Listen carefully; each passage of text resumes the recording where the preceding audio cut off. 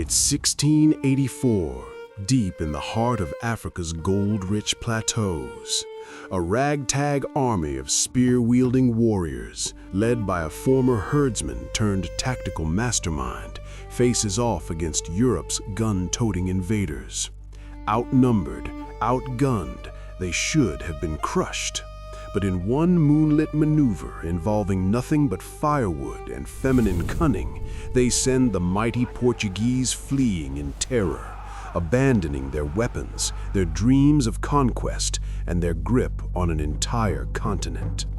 This isn't a Hollywood script, it's the Battle of Maungwe, the shocking upset that birthed an empire and exposed the fragility of colonial might.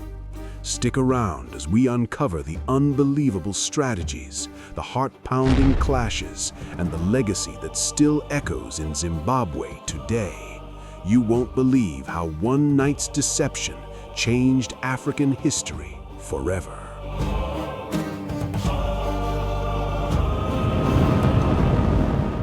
Welcome to Shadows of Maungwe, the Rozvi rebellion that shattered an empire. Dive into this cinematic journey through one of Africa's most electrifying triumphs, a tale of raw defiance where ingenuity outmatched iron. We're peeling back the layers of history with visceral reenactments, expert insights, and pulse-racing visuals that bring the 17th century roaring back to life. Feel the ground shake under charging feet, hear the crack of muskets echoing through valleys. This is more than a battle, it's the spark of an unbreakable spirit. But to grasp the explosion, let's trace the fuse back to a land of gold and glory.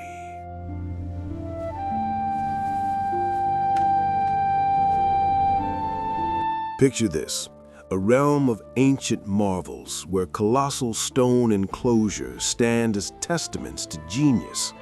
The Mutapa Empire, successor to the iconic Great Zimbabwe around 1300 AD, commanded the Zimbabwean plateau from the Zambezi River to the Indian Ocean coast. Gold flowed like rivers from its mines, traded with Swahili and Arab merchants for exotic goods. Ivory, cattle, and crafted wonders fueled a sophisticated society. The Mutapa kings reigned with godlike authority, their courts buzzing with rituals, alliances, and power plays. It was Africa's powerhouse until the outsiders came calling.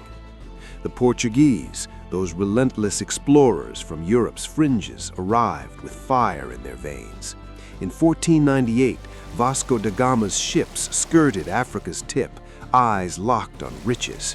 By 1505, forts sprouted at Sofala and Mozambique Island, turning trade into takeover. At first, it was bartering, European cloth for African gold, but ambition festered. In 1571, Francisco Barreto's invasion force, 1,000 armored men, musketeers, and cavalry, stormed inland for the mines. Africa's defenses struck back. Malaria ravaged ranks, terrain swallowed supplies, ambushes claimed lives. They faltered, but the Portuguese dug in, eroding Mutapa from within. By 1629, brutal wars reduced Mutapa to a vassal shadow. Portuguese prazeros claimed vast lands, erecting fortified feiras like Dambarare and Masapa. They exploited miners, manipulated successions, and spread Christianity as a tool of control. Families shattered, resources plundered. It was colonialism's dark blueprint. Yet, in the southwestern Torwa lands, among the Kalanga people, resistance simmered like a hidden blaze. And fanning those flames, a figure destined to become a legend.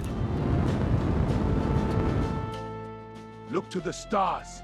They whisper freedom. We rise. Our spears will answer.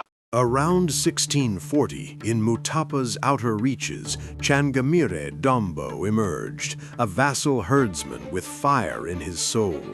Charismatic, strategic, unbreakable. By 1670, after skirmishes with Mutapa Portuguese troops, King Mukombwe bought peace with land grants. Mistake.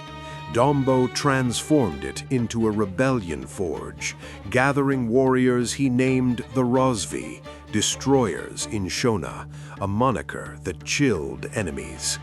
His force was revolutionary. Thousands organized into elite regiments, armed with spears, axes, poisoned arrows, and pilfered guns. Dombo's edge? Masterful tactics, guerrilla strikes, mind games, rituals invoking ancestral power. In the early 1680s, he sacked Torwa's Khami capital, crumbling its stone walls and seizing gold fields. The Rozvi rose as conquerors. Now, Dombo targeted the north, Mutapa's heart, and its Portuguese parasites.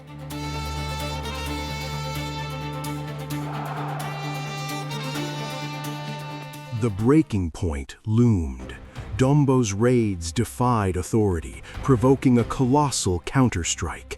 Mutapa thousands allied with 200, 300 Portuguese musketeers under captains like João de Sequeira.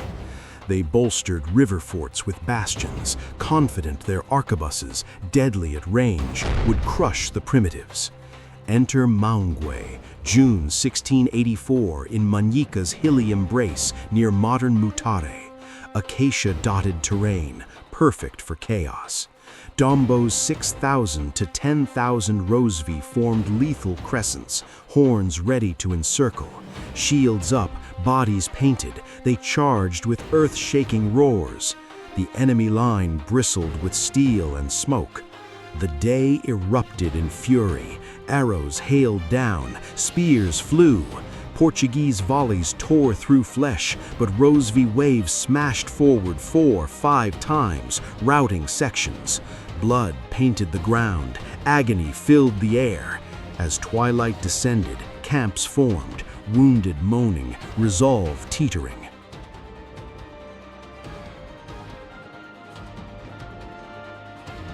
Darkness fell. Portuguese guards eyed shadows, fires dim.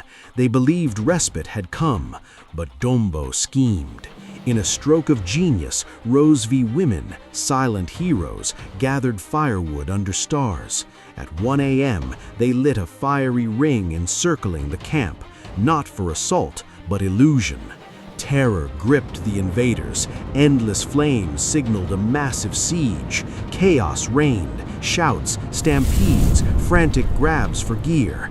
They bolted into the night, forsaking arms, supplies, even captives. Dawn unveiled an abandoned bounty for the Rozvi. Heavy tolls aside, Dombo pivoted, annihilating a flanking Mutapa army, claiming 5,000 lives.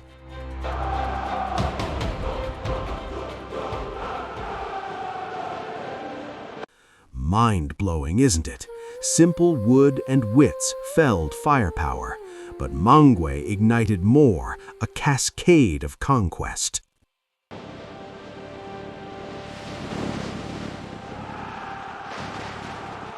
The victory demolished Portuguese invincibility.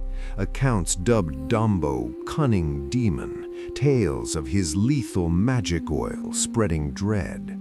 From 1685 to 1692, he solidified Butua. In 1693, allying with a Mutapa claimant, he razed Dombarari, desecrating graves for psychological medicine, a haunting strike. By 1695, Rozvi assaults expelled Portuguese from Manica, retreating them to Tete and Sena. Captives integrated into society, the empire surged, encompassing Zimbabwe by 1700, boasting stone marvels like Danangombe. Dombo passed in 1696. Successors extracted tribute, puppeteering Mutapa, dictating trade on African terms. Portuguese huddled at edges like Zumbo, humbled. but glory wanes. 1830s Ngoni invasions and divisions fractured the Rozvi, culminating in Ndebele dominance under Mzilikazi. Yet the legacy burns eternal. In Zimbabwean lore, Dombo embodies resistance. Recent X discussions from 2023 to 2024 spotlight Maungwe as colonial defiance incarnate. Maungwe proves Africa's fire can't be quenched. Maungwe proves Africa's fire can't be quenched. In the end, Maungwe whispers a timeless truth. Power lies not in guns, but grit, guile, and community. Those women with firewood, they rewrote destiny. From herdsman's dream to empire's dawn, this battle reshaped history.